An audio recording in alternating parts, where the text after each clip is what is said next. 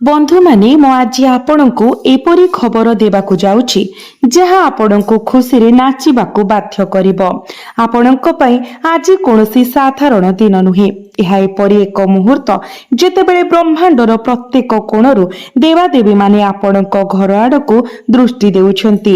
ଆଗାମୀ ଦିନରେ ଏକ ଚମତ୍କାର ଘଟିବାକୁ ଯାଉଛି ଯାହା ଆପଣଙ୍କ ପାଇଁ ଭାଗ୍ୟର ଦ୍ୱାର ଖୋଲିଦେବ। ଆପଣ ନିଜକୁ ବିପୁଳ ପରିମାଣରେ ମିଠା ବାଣ୍ଟୁଥିବାର ଦେଖିବେ, କାରଣ ଖୁସିର ବନ୍ୟା ଏତେ ବିଶାଳ ହେବ ଯେ ଏହାକୁ ଆପଣ ଧରିପାରିବେ ନାହିଁ। ଆପଣଙ୍କ ଜୀବନରେ ଏକ ନୂତନ ଆରମ୍ଭ ହେବାକୁ ଯାଉଛି। ଏହି ବାର୍ତ୍ତା କେବଳ କିଛି ମନୋନୀତ ଲୋକଙ୍କ ପାଇଁ ନୁହେଁ, ବରଂ ସେହି ସମସ୍ତ ଆତ୍ମାଙ୍କ ପାଇଁ ଯେଉଁମାନେ କେବେ ହାର ମାନି ନାହାନ୍ତି, ଯେଉଁମାନେ ନିଜ କାର୍ଯ୍ୟରେ ଧାର୍ମିକତାର ପଥରେ ଚାଲିଛନ୍ତି ଏବଂ ଯେଉଁମାନେ ନିଜ ହୃଦୟରେ ଈଶ୍ୱରଙ୍କ ପ୍ରତି ଅଟଳ ବିଶ୍ୱାସ ରଖିଛନ୍ତି। बंधु माने ज्योतिष गणना एवं दिव्य संकेत स्पष्ट भावरे सूचित करे जे आगामी 72 घंटा मध्य आपणक जीवन में एक बड़ परिवर्तन आपणक कल्पना बाहर मध्य घटिबाकु जाउछि। वेद एवं पुराण आमर प्राचीन शास्त्र उल्लेख रही जेतेबेले ग्रह संरचना अनुकूल होइथाय एवं जड़े व्यक्तिंकर कार्य पवित्र होइथाय, देवादेवी माने स्वयं से व्यक्तिंक घर को सेमानंकर उपस्थिति रे आशीर्वाद करती। यह सेही मुहूर्त भगवान गणेश विघ्नहर्ता समस्त प्रतिबंधक को दूर करिबा पई प्रथमे आसीबे। तांको आगमन सूचित करे जे आपणक रास्ता रे थिबा प्रतिबंधक गुड़िक भांगी जिवो, जहाँ आपणक सफलता पाई पथ प्रशस्त करिब। भगवान गणेशଙ୍କ कृपा द्वारा आपणकर बुद्धि स्पष्ट एवं पवित्र होइजिव। आपण सठिक निष्पत्ति नै पारिबे एवं अटकी रहितिबा कार्य गुड़िक स्वाभाविक भावरे गति पाइब। एहा कोनोसी संयोग नुहे जे आज आमे आपणको एही वार्ता शेयर करूछु। आपणको केवल तांकर आगमनर संकेत गुड़िक चिन्हिबाकु पड़िबो, जेपरिकी हठात सकारात्मक खबर पाइबा, अटकी रहितिबा कार्यर अप्रत्याशित समाधान किंबा आपणक घर को शांति एवं आनंदर परिवेश। यह तांकठारु एक परीक्षा एवं आशीर्वाद उभय भावरे कार्य करे। भगवान गणेशଙ୍କୁ खुशी करिबार आउ एक सरल उपाय हेउछि आपणको पूजा स्थान रे दुब घासर एक गंठी रखिबाकु पड़िबो एवं प्रत्येक दिन आपणको एक नूतन गंठी सह बदलाइबाकु पड़िबो, कारण दुब घास प्रभु श्री गणेशंकर अत्यंत प्रिय होइथाय। एहा सहित ओम गम गणपतये नमः मंत्र आपण जप करी तांको पूजा करिबा उचित। प्रत्येक दिन आपण एभली करिबा द्वारा विशेष करी कोनोसी नूतन उद्यम आरंभ करिबा पूर्वरु आपणक प्रयासर सफलता सुनिश्चित करिबो एवं स्वाभाविक भावरे आपणक रास्तारु प्रतिबंधक गुड़िक दूर करिबो। बंधु माने आपणक कुंडली वर्तमान एक विन्यास गठन करुछि जहा विवाह, प्रेम, संतान, खुशी एवं सामाजिक सम्मान भली क्षेत्र में अद्भुतपूर्व वृद्धिर प्रतिश्रुति दिए। जदि आपण अविवाहित तेबे शीघ्र जड़े उपयुक्त साथी आपणक जीवन में प्रवेश करिवे।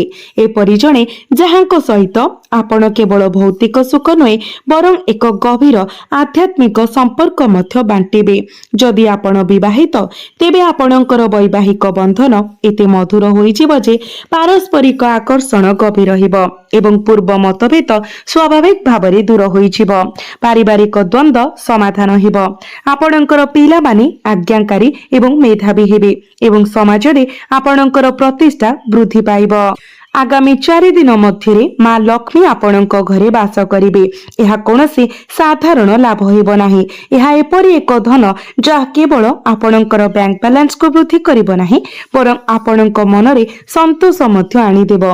जेउठारे माता लक्ष्मी बास करंती सेठारे केबे भी कोनोसी अभाव रहिबो नाही। आपणक कामरे नूतन संभावना खोलिबो। आपणको आपणक चाकरी रे पदोन्नति मिलिबो। व्यवसायिक लाभ वृद्धि पाइबो एवं आपण पूर्व निवेशरु लाभ पाइबे। तथापि मने रखंतु जे माता लक्ष्मींकर आगमनर किछि शुभ संकेत अछि। ଯାହାକୁ ଆପଣଙ୍କୁ ଚିହ୍ନିବାକୁ ପଡ଼ିବ। ଯେପରିକି ଯଦି ଆପଣଙ୍କ ଘର ସାମ୍ନାରେ କିମ୍ବା ଆପଣଙ୍କର ଅଗଣାରେ ଯଦି କୌଣସି ଧଳା ପକ୍ଷୀ ଆସି ପାଖରେ ବସିଥାଏ, ଯଦି ଆପଣ ଅପ୍ରତ୍ୟାଶିତ ଭାବରେ କୌଣସି ହଳଦିଆ କିମ୍ବା ସୁନାର ଜିନିଷ ପାଆନ୍ତି, କିମ୍ବା ଯଦି ଆପଣଙ୍କ ଅଗଣାରେ ଏକ ସୁନ୍ଦର ଫୁଲ ପଡ଼ିଯାଏ, ତେବେ ଏସବୁ ଦେବୀ ଲକ୍ଷ୍ମୀଙ୍କର ଆଗମନର ସ୍ପଷ୍ଟ ସଂକେତ। ଏହା ବ୍ୟତୀତ ଯଦି ଏକ କଇଁଛ କିମ୍ବା ଗାଈ ଆପଣଙ୍କ ଘରକୁ ଆସିଥାଏ, ତେବେ ଏହା ଏକ ଅତ୍ୟନ୍ତ ଶୁଭ ସଂକେତ। କଇଁଛ କୁବେରଙ୍କର ପ୍ରତୀକ ଏବଂ ଗୋମାତା ହେଉଛନ୍ତି ମାତା ଲକ୍ଷ୍ମୀଙ୍କର ପ୍ରତିମୂର୍ତ୍ତି। ଆପଣ ଏହି ପ୍ରାଣୀମାନଙ୍କୁ ସମ୍ମାନର ସହିତ ବ୍ୟବହାର କରିବା ଉଚିତ। ସେମାନଙ୍କୁ ଶୁଦ୍ଧ ଖାଦ୍ୟ ପ୍ରଦାନ କରିବା ଉଚିତ ଏବଂ କୌଣସି ପରିସ୍ଥିତିରେ ମଧ୍ୟ ସେମାନଙ୍କ ସହିତ ଖରାପ ବ୍ୟବହାର କରିବା ଉଚିତ ନୁହେଁ। ଯେଉଁମାନେ ଏହି ସଂକେତ ଗୁଡ଼ିକ ପ୍ରତି ଧ୍ୟାନ ଦିଅନ୍ତି, ସେମାନଙ୍କୁ ମା ଲକ୍ଷ୍ମୀ ପ୍ରଚୁର ପରିମାଣରେ ଦାନ କରନ୍ତି। ମାତା ଲକ୍ଷ୍ମୀ ପଦ୍ମ ଫୁଲକୁ ବିଶେଷ ଭାବରେ ଭଲ ପାଆନ୍ତି।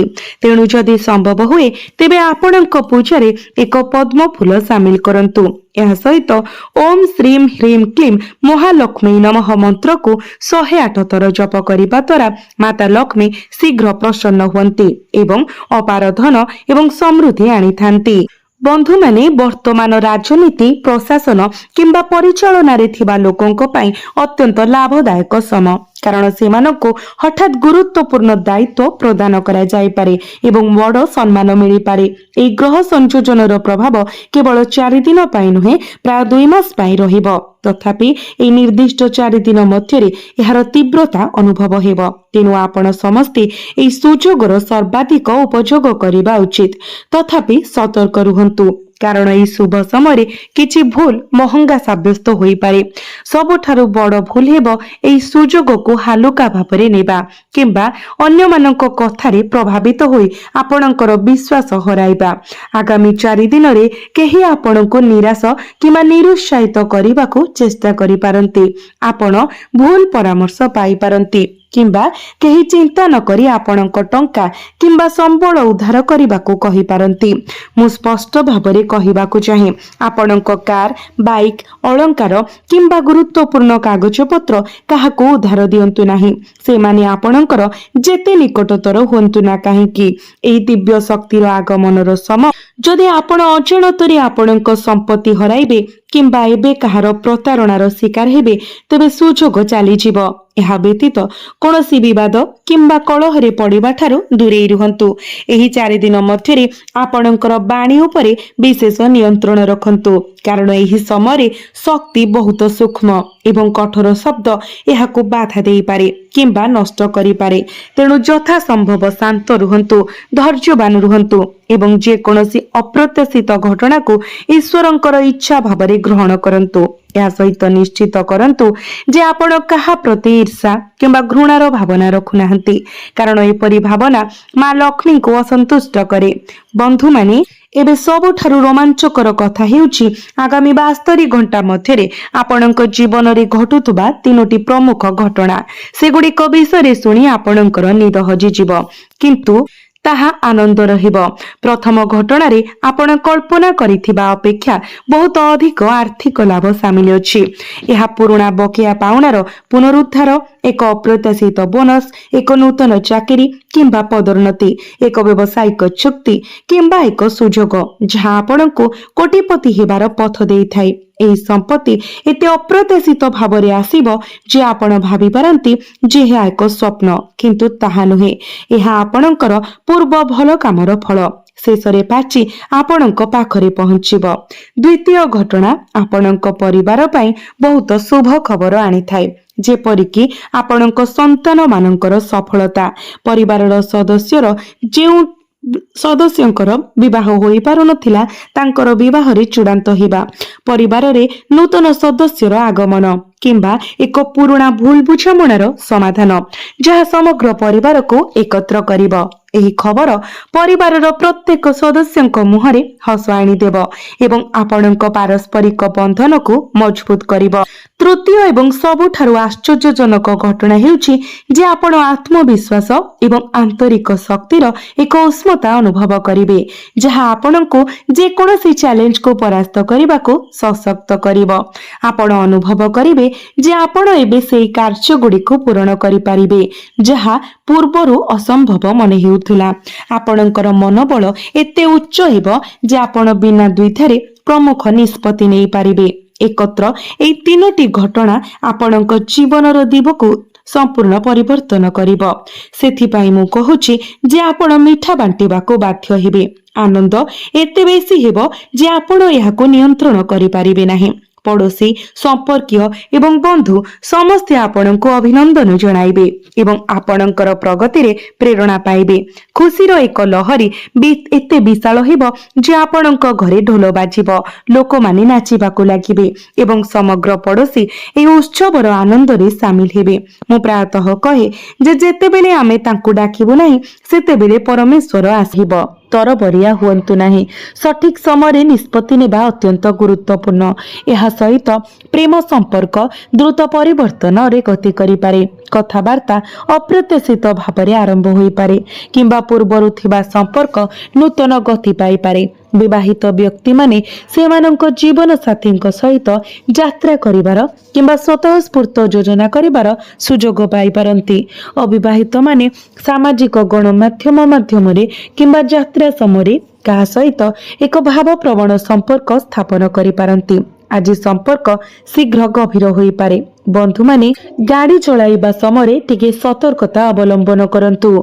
आपणक जीवन रे लागि रहिथिबा दीर्घकालीन समस्या किंबा कोनोसी भी अपारंपरिक व्यवस्थार अंत होई पारे। परिवार सदस्यंकर स्थानांतर, विवाह किंबा शिक्षागत विकास भली प्रमुख परिवर्तन घरे एक भाव प्रवण परिवेश सृष्टि करि पारे। आर्थिक दृष्टि आपण एक नूतन योजना आरंभ करिबा पई एक पुराना निवेश किंबा खर्च समाप्त करि पारंती। एहा सहित एक पुराना प्रकल्प किंबा चाकरी समाप्त होई पारे, किंतु एही परिवर्तन भविष्यतर सुजोग पाई पथ प्रशस्त करिवो। जो माने दीर्घ समय धरि परिवर्तनर अपेक्षा करिथिले सेमानंको एबे निर्णायक पदक्षेप नेबाको पड़ी पारे। स्थानांतर किंबा कार्य पद्धति रे परिवर्तनर सूचना रहिछि। प्रेम संपर्क रे भाव प्रवण द्वंद्व, दूरता किंबा भांगी पड़िबा सहित जड़ित परिस्थिति सृष्टि होई पारे। केते लोकंको पुराना संपर्क आग को बढ़िबाको निष्पत्ति नेबाको पड़ी पारे। विवाहित दंपतिंको पई एक नूतन स्तर बुझामणा दीर्घकालीन समस्यार समाधान करि पारे। एहा सहित एक अनियमित दैनंदिन कार्य दूरे जीवा पई मध्य एहा एक भल समय। एक संतुलित खाद्य, नियमित निद्रा एवं जीवन शैली उन्नति स्थायी स्वास्थ्य लाभ आनी पारे। आवश्यक हेले जने विशेषज्ञ किंबा चिकित्सकଙ୍କ सहित परामर्श करंतु। एहा एक व्यस्त बहुल दिन हेबो। आपण व्यक्तिगत एवं पारिवारिक विषय गुड़िक विषय उत्साही एवं उज्जवल रहिबे। संपर्क रे पार्थक्य समाधान पाई प्रयास सफल हेबो। छात्र माने साक्षात्कार किंबा कैरियर संबंधी परीक्षा पाई प्रस्तुति उपरे संपूर्ण ध्यान देबा उचित। शीघ्र किंबा भावप्रवण निष्पत्ति नेबारु दूरे रहिबा उचित। वर्तमानर व्यावसायिक कार्यकलाप उपरे ध्यान दियंतु। भल सुजोग आसी पारे। सहभागिता क्षेत्र रे अतीतर नकारात्मक समस्या गुडी को अणदेखा करंतु एवं हाथ को थिबा कार्य उपरे ध्यान दियंतु। टंका धार देबा किंबा धार नेबा क्षतिकारक साब्यस्त होई पारे। चाकरी करुथबा लोक माने अधिक कार्यभारर सम्मुखीन हेबे। आपणकर चिंता दूर होइछिबो। केवल किछि समय पई धैर्य रखंतु। आपणकर समस्त स्वप्न सत्य हेबो एवं आपणक जीवनर प्रकृत आशीर्वाद प्राप्त हेबो। तेबे आपण अनुभव करिवे जे यह केवल एक साधारण राशिफल भविष्यवाणी नुहे, परम एक परिवर्तनर कहानी। सृष्टिकर्ता आपणक भाग्यर फूल गुडी को खोलिबाको आरंभ करुछंती। जोठारे आपण थरे अपेक्षा करिथिले सेठारे सुजोग आसीबो। विश्वास संदेह को बदलाइबो। तथापि गोटिए कथा मने रखंतु, आपणक भाग्य परिवर्तन हेबा पूर्वरु आपणक आभ्यंतरीण स्वभाव परिवर्तन हेबा आवश्यक। जदि आपण भय, अनुताप एवं हताशारे लागि रहंती तेबे नूतन सौभाग्य आपणक जीवन रे स्थान पाई परिबो नाही। तेणु एही मुहूर्त रे एक संकल्प नियंतु मु मोर अतीत को सम्मान करे किंतु मु मोर भविष्यत को एथिरे समर्पण करे नाही। एही मुहूर्त रे आपणक पई एक नूतन यात्रा आरंभ हुए। आध्यात्मिक संकेत स्पष्ट भाବରେ दृश्यमान हेउछि। आगामी समय अप्रत्याशित शुभ घटना आनी पारे, जेपरिक दीर्घ समय धरि अटकी रहिथिबा कार्यर हठात वास्तविकरण, स्पष्ट कारण बिना हालुकातर भावना किंबा आपण थरे आशा करिथिबा व्यक्तिंक पुनरागमन। एही प्रत्येक घटना आपणको मने पकाइब जे समय परिवर्तन हेबा सहित परिस्थिति मध्य परिवर्तन हुए। अन्य मानक मतामत जोगु वर्ष वर्ष धरि आपण जे अंतर्निहित शक्ति को दमन करिथिले ताहाकु चिन्हन्तु। आपण एपरि जणे व्यक्ति जे परिस्थिति सहित संघर्ष करिबा परिवर्ते परिवर्तन को ग्रहण करंती एवं आगको बढ़ंती। एहा हेउछि आपणकर प्रकृत परिचय एवं एहा वर्तमान आपणकर भाग्य को एक नूतन दिगंत आड़को ठेली देउछि। आपणकर ज्ञान उत्कृष्ट फलाफल प्रदान करिबो एवं आपण आपणकर क्यारियर रे एपरि सुजोग पाई परिबे जहा भविष्यत पई एक दृढ़ मूलदुआ पकाइबो। आपणक परिवार मध्य रे धीरे धीरे विश्वास पुनः स्थापित हेबो एवं आपणकर सम्मान वृद्धि पाइबो। सर्वोपरि आपण निज विषय बहुत कम अधिक सकारात्मक अनुभव करिवे एवं यह हेउछि सौभाग्यर प्रकृत उत्स। जदि आपण दुनिया को परिवर्तन करबा को चाहंती तेबे आपणकर मानसिकता को परिवर्तन करबा आरंभ करंतु। अपमान को आपणकर परिचय परिभाषित करबा को दियंतु नाही किंबा विफलता को आपणक यात्रार शेष भावरे देखंतु नाही। जदि आपण एकाकी अनुभव करंती तेबे निराश हुअंतु नाही। मने रखंतु जे प्रत्येक राति परे एक सकाळ आसे, प्रत्येक अपेक्षार समय एक उत्तर आड़क नहीं जाए एवं प्रत्येक निष्ठापर प्रयास यार सठिक मुहूर्त पाए। प्रक्रिया रे विश्वास करंतु, सुजोग गुड़ी को चिन्हंतु एवं संपूर्ण समर्पण सहित आपणकर कर्तव्य संपादन करंतु। कारण स्थायी परिवर्तन विश्वास एवं सठिक समय निर्भर करे। जदि आपण एही वार्ता को प्रकृत रे बुझिचंती एवं आपणक जीवन रे सकारात्मक परिवर्तन पाई प्रयास करबा को प्रस्तुत अछंती तेबे दया करी कमेंट बॉक्स रे हर हर महादेव निश्चय लिखंतु। प्रभु शिव शंकर आपणक प्रत्येक क्षेत्र रे साथ देबे एवं आपणक पथरे आसुथिबा बाधा विघ्न गुड़ी को फूलरे परिणत करिदेबे एवं आपणको सफलतार शिखर रे पहुंचीबा को केही भी अटकाई पारिबे नाही।